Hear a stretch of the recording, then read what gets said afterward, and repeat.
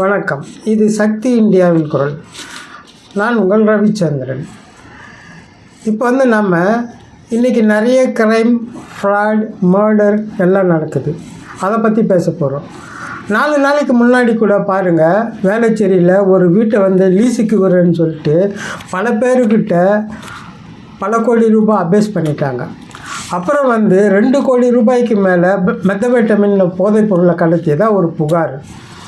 இதெல்லாம் கேட்குறதுக்கு நம்ம எல்லோருக்கும் மன கஷ்டமாக இருக்குது. ஆனால் பாருங்கள், இதுக்கும் மேலே எவ்வளவு க்ரைம், ஃப்ராட், மர்டர் எல்லாமே நடக்குது.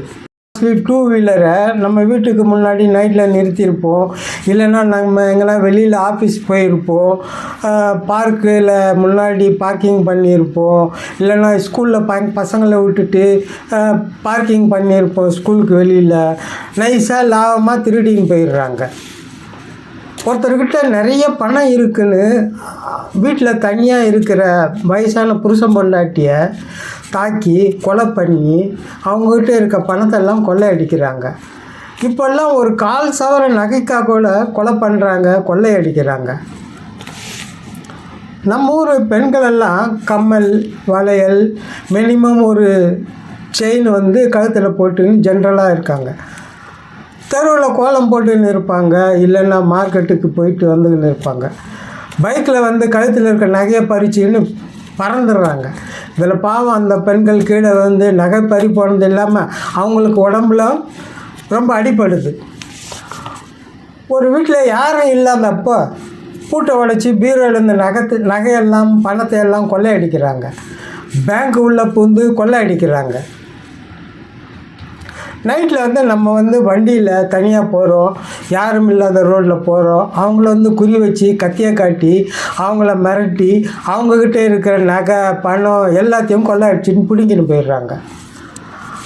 அந்த காலத்தில் எல்லாம் tape recorder, TV, mobile phone, இந்த டேப் ரெக்கார்டர் கெசட்ஸ் இருக்குது இல்லைங்களா, இந்த மாதிரி ஐட்டத்தை தான் ஸ்மக்லிங் பண்ணி நம்ம லோக்கலில் விற்றுக்கிட்டு இருந்தாங்க. அப்போல்லாம் இந்த ஐட்டம் தான் ஸ்மக்லிங்கில் நிறைய போகும். இப்போ இந்த எலக்ட்ரானிக் ஐட்டம்ஸ்லாம் கவர்மெண்ட் ஆஃப் இந்தியாவே அப்ரூவ் கொடுத்து கஸ்டம்ஸ் டியூட்டி கட்டி இம்போர்ட் பண்ணி டைரெக்டாக விற்கிறாங்க. அதனால் இந்த ஸ்மக்லர்ஸ்லாம் என்ன பண்ணிட்டாங்க, பிஸ்னஸை டைவர்ட் பண்ணி இப்போ போதைப் பொருட்களை கடத்துகிறாங்க. கொக்கைன், மெத்தமைட்டமின், மடமை, கனபிஸ், ஹெரோயின் போன்ற போதைப் பொருட்களை கடத்துகிறாங்க. இவற்றோட மதிப்பு மார்க்கெட்டில் பல கோடி ரூபாய் இருக்குது.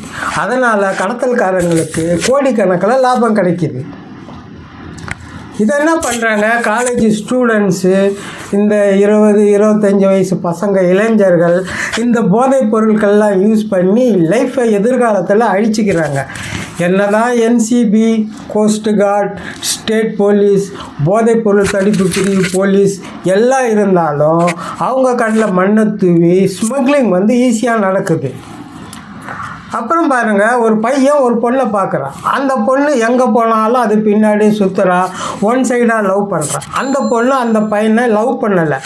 இதை தெரிஞ்சதும் அந்த பொண்ணு ஆஃபீஸ் போகிறதுக்கு ரயில்வே ஸ்டேஷனில் வெயிட் பண்ணும்போது என்ன பண்ணுறான், ட்ராக்கில் தள்ளி கொலை பண்ணிடுறான்.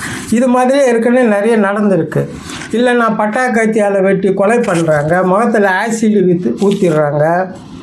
உங்களுக்கு இந்த பசங்களுக்கெல்லாம் என்னங்க வேறு பொண்ணே கிடைக்கலையா, அந்த பொண்ணை தான் கல்யாணம் பண்ணணுமா, அந்த பொண்ணுக்கு இவனை பிடிக்கணும் இல்லையா, பிடிச்சாதானே லவ் பண்ணுவான். அப்புறம் பாருங்கள், வெவ்வேறு ஜாதியை சேர்ந்த ஒரு பொண்ணு ஒரு பையன் லவ் பண்ணி கல்யாணம் பண்ணிக்கலாம். அவங்க அம்மா அப்பாவுக்கு அவங்க லவ் மேரேஜ் பிடிக்கல. ஏன்னா அவங்க பொண்ணு வேறு ஜாதிகார பையனை கல்யாணம் பண்ணிக்கிறாங்க, அந்த பையன் வேறு ஜாதிகார பொண்ணை கல்யாணம் பண்ணிக்கிறான்.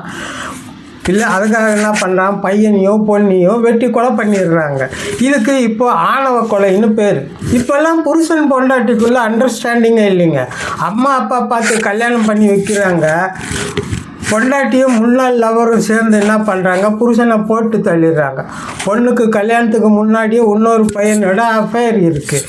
கடைசியில் போலீஸில் மாட்டிக்கிறாங்க. 3 பேரோட லைஃப்பும் ஸ்பாயில். குடி போதையில் என்ன பண்ணுறாங்க, கஞ்சா போதையில் கூட கம்பெனி கூட குடிக்கிறதுக்கு, கஞ்சா அடிக்கிறதுக்கு கம்பெனி கொடுத்த ஃப்ரெண்டையே கொலை செஞ்சு யாருக்கும் தெரியாமல் புதைச்சிடுறாங்க. இது ஒரு வகை கிரைம். இன்னும் நிறைய க்ரைம் ஃப்ராடெல்லாம் இருக்குது. எல்லாத்தையும் சொல்லணும்னா அது ஒரு பெரிய வீடியோவாக போடணும்.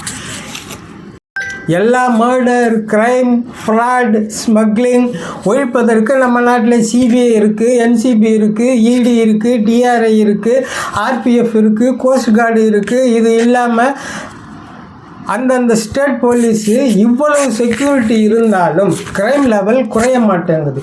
புதுசாக குற்றவாளிகள் தோன்றிக்கினே இருக்காங்க. அப்போது மர்டர் பணத்துக்காக பண்ணுறாங்க, நகைக்காக பண்ணுறாங்க.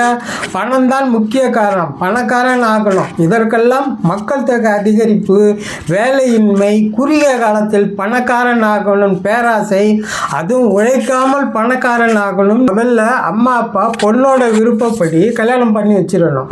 சரி விடுங்க, இப்போ பொண்ணு என்ன பண்ணணும்? புருஷன் பிடிக்கலையா, சட்டப்படி விவாகரத்தை பெற்று அவங்க இஷ்டப்படி வேற கல்யாணம் பண்ணிக்கலாம். அதை விட்டுட்டு கொலையெல்லாம் எதுக்குங்க? ஆம்பளைங்க என்ன பண்ணுறாங்க? கல்யாணத்துக்கு பொண்ணு வேணும்னு மேட்ரிமோனியல் ஆப்பில் ரிஜிஸ்டர் பண்ணா. ஒரு சில பொண்ணுங்க லைனாக பல பேரை ஏமாற்றி கல்யாணம் பண்ணி புள்ள வீட்டில் போட்ட நகை நட்டோட எஸ்கேப் ஆகிடுறாங்க. இது ஒரு வகையான ஃப்ராடு நினைக்கிறாங்க. குறுகிய காலத்தில் நிறைய பணம் சம்பாதிக்கணும் என்ற எண்ணம், பணக்காரன் ஆகணும் என்ற எண்ணம் தான் நிறைய இருக்குது. கஷ்டப்பட்டு உழைச்சி சம்பாதிக்காமல் காரு, பங்களா, வசதியுடன் வாழணும். இந்த வாழ்க்கை ரொம்ப நாளைக்கு நினைக்காது. குற்றவாளி இன்னைக்கு மாட்டலைன்னா கூட நாளைக்கு மாட்டத்தான் போகிறான். கண்டிப்பாக மாட்டுவான். அவங்களுக்கு கவர்மெண்ட் பாரபட்சம் இல்லாமல் தக்க தண்டனை அளிக்க வேண்டும். நிறைய வயசானவங்க என்ன பண்ணுறாங்க? ரிட்டையர் ஆகிட்டு அவங்க ரிட்டையர்மெண்ட் பிஎஃப், கிராஜுவேட் அமௌண்ட்டை கவர்மெண்ட் பேங்க்லேயோ இல்லை போஸ்ட் ஆஃபீஸ் ஃபிக்ஸட் டெபாசிட்லேயோ போடாமல் 14% வட்டி கிடைக்குது, 18% வட்டி கிடைக்குதுன்னு ஆசைப்பட்டு தனியார் ஃபினான்ஸ் கம்பெனிகளில் போடுறாங்க. கொஞ்ச நாள் என்ன பண்ணுறான்? அந்த கம்பெனி பணத்தை எல்லாம் ஏமாற்றிட்டு ஃபைனான்ஸ் கம்பெனி மூடிட்டு போயிடுறானுங்க. இது ஒரு வகை ஃப்ராடு. இது ரிட்டையர் ஆனவங்களின் பேராசை. ரொம்ப வட்டிக்கு ஆசைப்பட்டு மொத்த பணத்தையும் இழந்துட்டு நிற்கிறாங்க. லேட்டஸ்ட் க்ரைம் என்னன்னா, ஒரு வீட்டை லீஸ் வாடகைன்னு காட்டி பல பேரிடம் லீஸ் அமௌண்ட் வாங்கி பல கோடி ரூபாயை சென்னை வேளச்சேரியில் ஃப்ராடு பண்ணியிருக்காங்க. அடுத்து பாலியல் வன்முறை செய்து கொலை செய்வது. இதற்கு சிறிய 10 வயது குழந்தையும் விட்டு வைக்கிறதில்ல, 60 வயசுக்கு மேற்பட்ட பாட்டிகளையும் விட்டு வைக்கிறதில்ல.